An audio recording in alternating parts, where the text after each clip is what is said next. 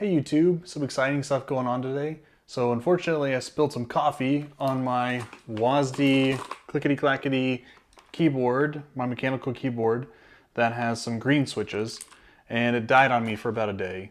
So I ordered a couple of new keyboards for work to try and still be productive, and today we're going to take a look at a couple of them.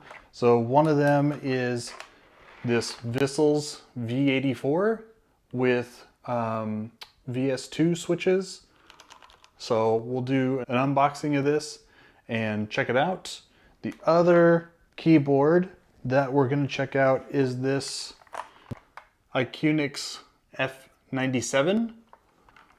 And both of these are wireless keyboards. This one has a TTC ACE switches on it. So we'll see how these sound, and then I'll give my final thoughts after I've worked with these for a few days now. All right, so here's the Vissles keyboard. This is the Vissles v84. It came in about 2 weeks, arrived at my doorstep. I got the VS2 switches and the white keycaps. And then this is the box that it came in. If we open this up, then there's this really cool card that's on top, and this shows on the other side all the directions on how to connect the wireless features, and then also how to do the RGB. It's a nice wrist rest, and so you can do some ergonomics there. This also came wrapped so that the keyboard was nice and fresh and didn't have any scratches or anything on it, which was cool. It came with another cloth and then some other accessories like a keycap puller and a switch puller, and then the cable to connect it to the computer as well. So there's the other accessories like the keycap puller, and I'll show you how to do that real quick. It feels really nice. So it felt really cool right out of the box. That's the switch puller, and then here's how to pull a keycap off. You just pop it off right there and then put it back on whenever you're done with it. That's nice to clean the keyboard and make sure you can get everything in. It also came with, like I showed there, the Windows keycaps, so if you want to switch it. And then it came with these other really cool magnetic feet, so it can prop up the back of the keyboard so that you get a little bit more ergonomics out of it, and it's not just flat if you prefer that. Then this is the cable, goes in right there, and that's how you would connect it to your computer. Another nice feature is that you can pop off this outer edge, and it lets you see a little bit more of the RGB on the side. Here, I'll show it here, and you can see a little bit more of the switches, especially if you really like the RGB patterns. You can get more of it that way. I kind of like resting my wrists on the little edge, so I actually ended up putting it back on.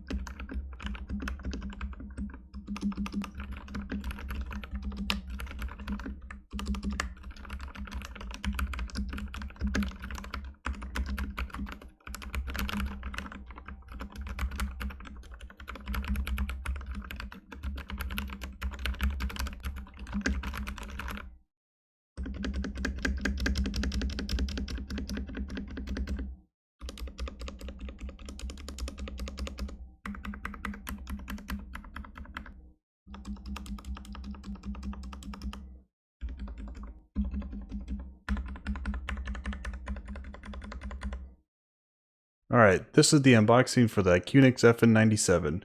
This also arrived in about 2 weeks and had a similar cardboard box around it, so it protected in shipping. This one had a little sleeve around it, so we could slide that off and see what this keyboard looked like. I will note that this keyboard was substantially heavier than the Vissles because it's an all aluminum. Like, you could whack someone over the head and really hurt them with this thing. So it came with that little cover, another little plastic wrapping so that the keys are protected and the keyboard doesn't get any dust on it. So we'll unwrap that. The keycaps on this are really cool, and you could feel that they're a little bit higher quality than the Vissles, but still you're looking at like over twice the amount of money to pony up for this thing. So I eventually got this wrapping off and was able to check it out. It felt really good. It didn't have anything that I could tell to adjust the back of the keyboard to make it higher or lower. That right there is the plug for the USB-C to connect it. And then this one, you can do Bluetooth, wired connection, or you can do a little USB dongle, which is, I think, 2.4 gigahertz connection. This one also came with a bunch of other goodies, like some stickers and the standard keycap puller, the charging cable that you can connect to your computer, and then also a switch puller so that you can swap out your switches.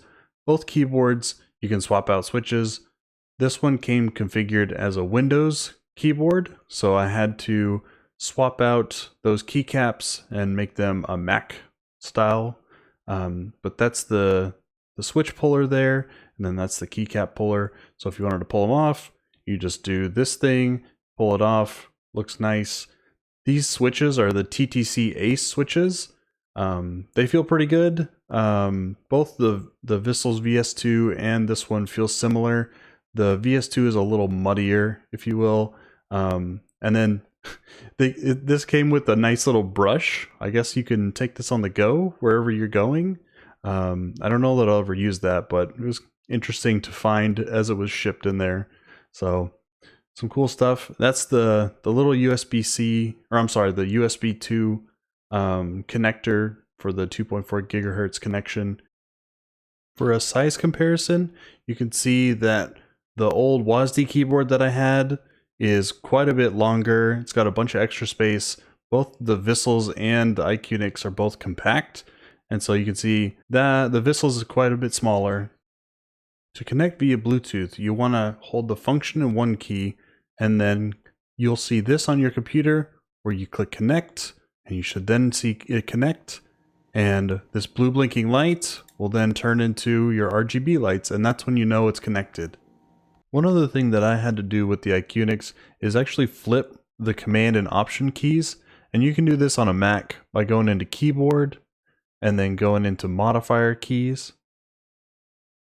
From there, you'll pick the correct keyboard, which is IQUNIX here, and then you'll swap the Command and the Option key to be the inverse, and you should be good to go from there, and it should work just like any other Mac keyboard.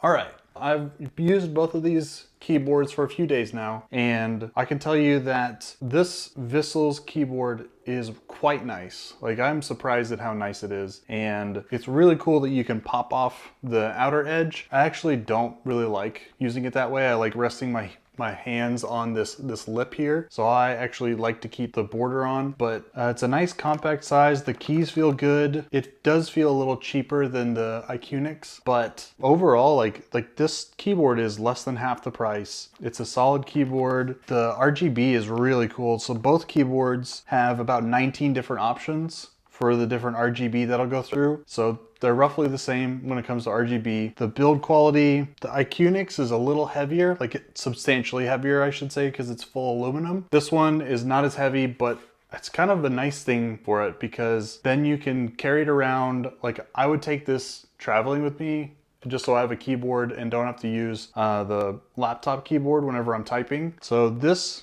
overall has been really awesome. I'd probably recommend getting one of these first, and I have a link in the description for like a coupon code to get $5 off. So check this one out. I know there's other mechanical keyboards that are in the same price range, but overall this one was really cool. I also liked the little pamphlet that it came with to get you started right away. So it gave you instructions on how to connect the wireless. And so you just hold function and Q. It's actually any of the QWERTY keyboard keys. If you hold function Q, then it gives you the connectivity to connect to your computer right away, which got me up and going really quickly. Check this one out, the IQUNIX. This one, the keys are really cool, and you can see that it has kind of a concave look to it. Shift keys on both of these keyboards are really small, and so that's what you get whenever it's compact. But I have found myself like missing the up arrow or missing the shift key at certain times. So know going into it that that could be a problem for you as well. I'll post another video of this later on whenever I've had some more experience with them. But if you learned something and you like these videos, then like and subscribe, and I'll see you on the next one. Thanks.